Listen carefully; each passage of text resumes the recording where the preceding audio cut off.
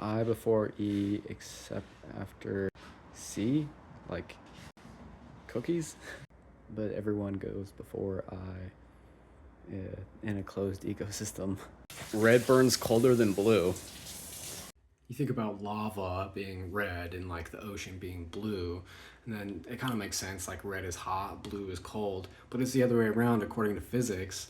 Like red fire burns less fuel and it's colder than blue fire, which burns more fuel. So if you think about like the conservative, you're conserving fuel, that's why it's red, and then liberal, like you're blood in the floodgates, like uh careful there. Like, freedoms are great, but you can burn your fuel out too fast and not actually conserve public resources.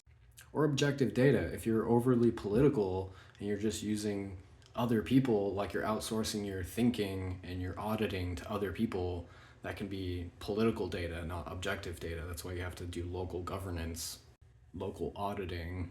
But back to the I before E, except after C. Like I as in me, before E as in everyone, uh, except after C. Oh, when you see the whole picture, you realize you were dumb before putting yourself before others because we all share the same air and water.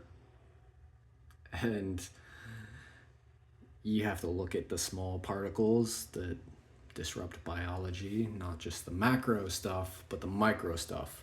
But that's not even right because you got kilometers, right? Kilometers, meters, centimeters, millimeters, micrometers, nanometers, picometers.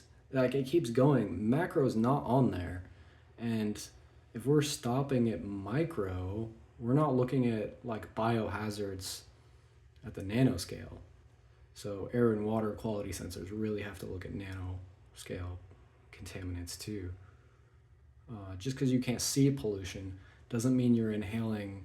It doesn't mean you're not inhaling biohazards that are effectively rendering the planet uninhabitable, even if it's a slow motion, like over multiple generations decline. The fertility decline since World War II.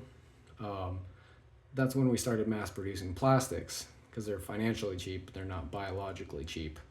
Oops. Uh, yeah, so zero waste brands are trying to make non plastic things, not actually waste biology. Think about it. You really got to think a lot more for your whole planet than you realize. Good luck.